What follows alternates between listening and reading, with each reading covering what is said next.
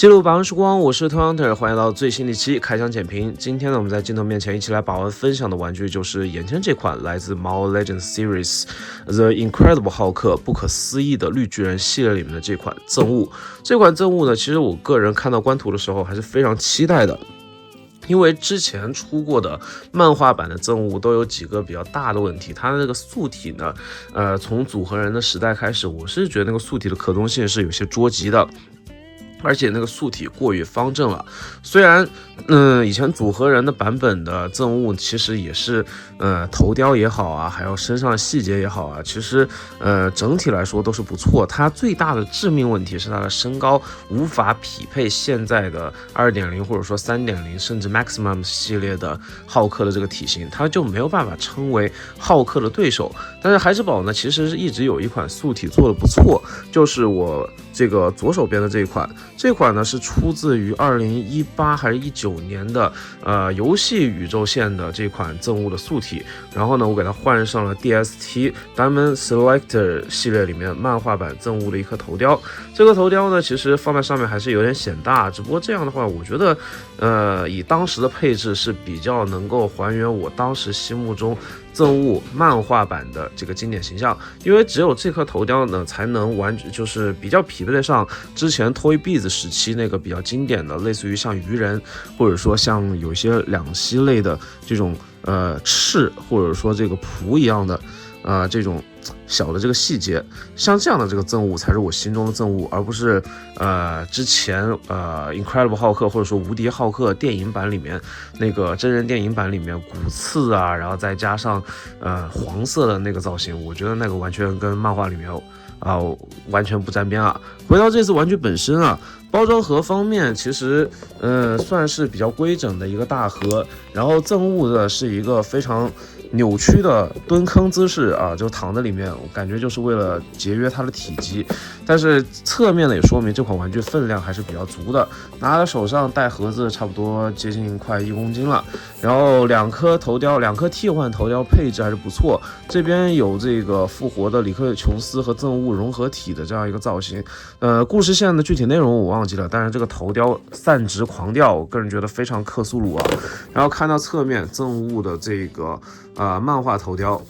的这样一个彩绘，然后另外一边也是一样的，上面写的这个不可思议的绿巨人 The Incredible Hulk， 所以说这个应该是会出的一整个系列的，我个人还是蛮期待的。看到背面呢就是 Marvel's Abomination， 其实整个名字呢非常清晰啊，然后可以看到这边的反正就是 Elmi 布朗斯基嘛，对吧？这个前特工，然后暴露在这个伽马射线底下，所以说呢，他也是拥有了这个伽马能量的一个非常强力的变异战士。素体方面，刚才有聊过，跟之前的这个素体呢是完全一样的，只不过换了涂装，然后换了头雕，进行了一定程度的这个升级。那本身来说的话呢，其实算是一个7年前的完全重置版，就是升级重置版吧。怎么说呢？其实换色啊、换头雕，这都是孩之宝的老操作。我个人觉得，只要你头雕够精彩，然后素体不要说人体彩绘，把这些大块头去以一个比较低的价格进行重置，还是不错的。这款玩具我的入手价格呢是反正不到3张，预定价格好像也是299还是289左右的这样的水平。我印象中这款玩具我应该是接近2张半，反正叠了个券，然后拿到手的，也没有去预定。视频反正现在更新速度会稍微慢一点，因为毕竟还有一些拼装模型的品类想跟大家去做分享。所以说，如果说大家等不及 Mobile Legends 的，也可以在下方去进行留言，我会酌情的去根据自己的这个经济情况。视频制作的排期，然后跟大家去调整一下，比如说更新视频的这个具体内容或者说排期，反正先跟大家去预告一下，我感觉2026年个人会更加的忙，所以说视频的产量可能确实不如前几年，不过每期视频呢尽量都把玩具的这个细节和特点呈现给大家。那今天呢就反正直接在镜头面前一刀不剪的开箱，这也是我的风格，对吧？我是没有想到啊，这次确实是只新归了这3颗头雕，然后呢，连替换手型都没有给，这个孩之宝呢确实是比较省了，所以说我这边直接下个结论啊，就是这个东西，反正也不是什么限量版的产品，对吧？超过3张你就不考虑，然后2张半左右大家蹲一蹲就好了。而且呢，它其实之前也有一些青春或者说平替版，你可以去考量。到底是更喜欢哪样一个版本？反正这期视频的时候呢，我也会尽量把之前的 Mobile Legends 的产品线，甚至 Toybiz 产品线的这个赠物摆出来给大家看一下。这款赠物呢，我拿下面的这个点阵的切割垫看一下身高啊，身高呢大概头顶的高度大概在22.5，接近23厘米左右的这样一个身高。不算是一个小个子，它绝对是称得上一个大块头的这样一个高度，反正比一般的这个，就是比近期的这个组合人肯定是要高大一些的。近期的这个刽子手组合人，即使我非常喜欢啊，但是他的身高呢，确实是不敢恭维，真的是，有点招笑了。作为组合人来说，这个身高确实是有点太矮了。然后跟之前的这个版本站在一起，你会发现两者的配色区别还是挺大的。那这边呢是更亲近于这个游戏的配色，它是一个偏黄绿色的那种感觉，然后身上呢去做了更多这种点阵的这个细节，而且因为这款素体我收的是这个胸部还是个翻模零件，所以说整个涂装呢大家就不用去做参考了。但是你可以看到，无论是手臂上面的这个细节，包括背后的这个软胶刺，其实都是一样的。它没有做出任何这个细节上的变更或者说提升，但是呢，该说不说，这些生出来的这些刺，或者说像绿鬣蜥一样的这种倒刺细节，它去做出了这个颜色分色，这一点呢是比之前看起来要更加立体和亮眼的。颜色的发色再加上蓝色的短裤是非常接近于大概10年前的那款赠物的组合人的配色。头雕方面的话呢，这次2个版本，一个版本的头上面鳞片非常的立体，然后这个头雕呢甚至有点像那种魔化的哥布林魔王的那种感觉，它整个眉弓呢，它既像是眉弓，然后又像是恶龙的犄角，然后这个犄角两边呢又长着这个翼膜去替代了它的耳朵的这个功能。反正这个头雕呢，确实与其说是普通的这种变异人，不如说是有一种蜥蜴人或者说巨大恐龙人的那种感觉。我感觉这个头雕呢，反正也是非常新颖难得一见。但是这个头雕的涂装工艺，你可以看到牙口方面还是比较精细的，上面是充满了这种噪点的这个感觉。没有说就是过多的这个阴影涂装，但是立体感是有的，而且口腔内部也做了一定程度的分色和这个内衬的，你看这边有一个内衬分件，这个头雕还是非常精细的。然后另外一个头雕呢，它就换了一种风格这个头哇还是挺难怼的。这个头雕呢是一个斜笑头，和这边的愤怒呐喊头相比起来，斜笑头就更加生动了一些，而且呢这个头顶呢就比较圆滑，它像岩石一样层层叠叠的，更有那种蜥蜴或者说龟类的这种皮肤的这种感觉。个人感觉呢，这个头雕呢更有个性一些，而且呢耳朵这边还做了一定程度的这个蹼的这个分色，整体的这个细节呈现度，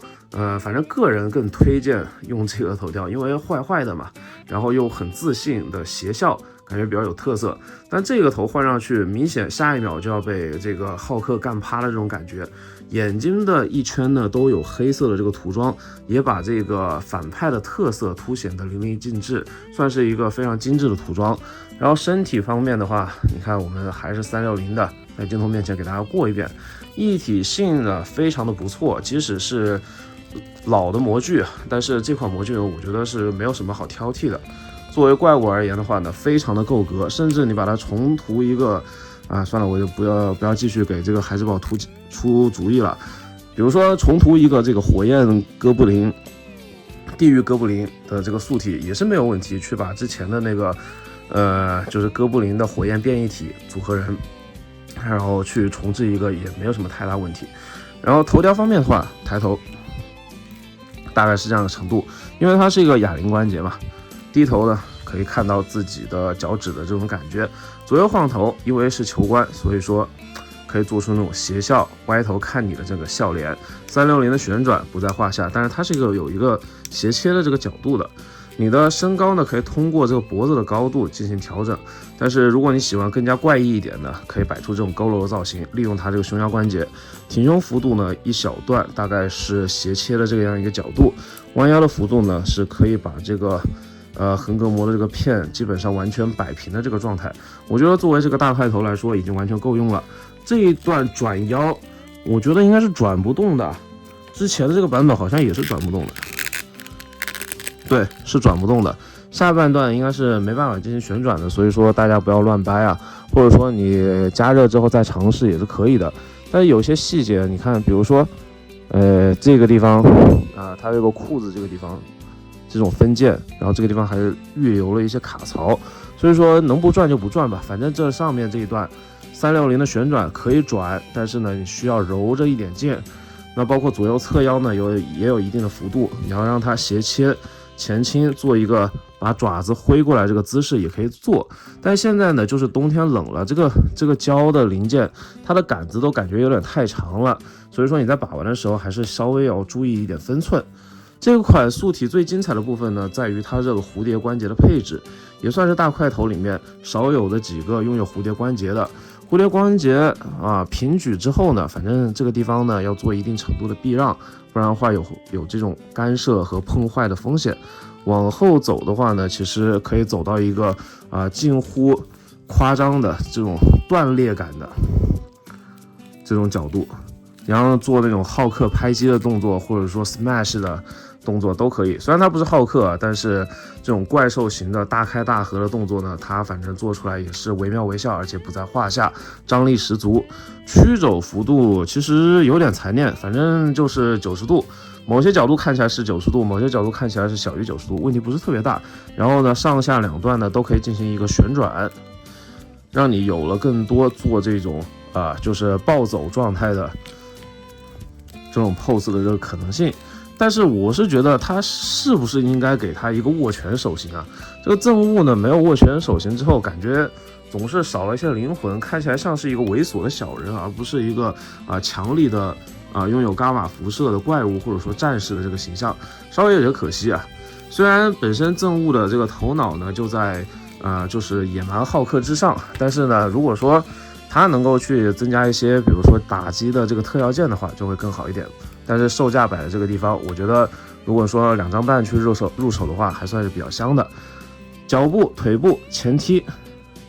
90度，但是注意这边会被一定程度的刮擦到，然后需要一定的脚步让位，所以我不建议大家长时间的或者说比较暴力的去怼这个大腿根部。双段关节的屈膝大概是小腿贴大腿，但实际上呢，做正常的砸地和跪姿呢都没有什么太大问题。带有齿轮的但是有孔的这个大腿关节，反正都是比较扎实的。但是我不太理解它这个地方切一段干什么，这一段切的其实我反而会降低它的稳定性，虽然增强了可动，但是我个人觉得没有太大必要，而且把整体的造型破坏了。脚部前后左右接地都很大，而且齿轮的这个关节卡点也非常清晰，而且脚板足够大。总的来说，这款玩具如果你从来没有入手过任何一款属于 Marvel Legends 的这个憎恶的形象的话，我是非常建议你入手一只去搭配浩克进行把玩的。当然缺点也有，首先呢，它的整个素体呢已经是时代的眼泪了，就是比如说该升级的地方没有完全升级，它后续会不会出一个完全无孔化的升级版呢？我估计过个5-6年，可能这个角色又被拿出来重新涂一遍，也是有可能的，对吧？哎，刚才都讲忘记了，其实这颗头雕也是蛮屌的，把它怼上去。这个头雕呢，现在这个温度确实怼不上去。你可以看到呢，这2个非常狰狞的脸，算是这款玩具的亮点之一啊。但是目前的这个头雕，我感觉也是只能适配这个素体了。其他的这种角色，你突然给他一个菊花头，确实有些过于诡异了。而且这个菊花头呢，开点是在比较厚的部分，所以说呢，它是比较吃角度的这样一个感觉。整体来说，配件量非常的少，但是把玩性的话，因为素体足够好玩，而且足够扎实。把玩性能我是觉得没有什么太大的问题。价格方面，就像我刚才说的一样，我建议是2张半左右，反正大家自己再蹲一蹲吧。整体来说，10分满分的话，我会给到这款玩具8分的这样一个分数。那今天把玩分享视频就到这边，我是 Toy Hunter，下期再见，不见不散，记得关注这个频道，拜拜。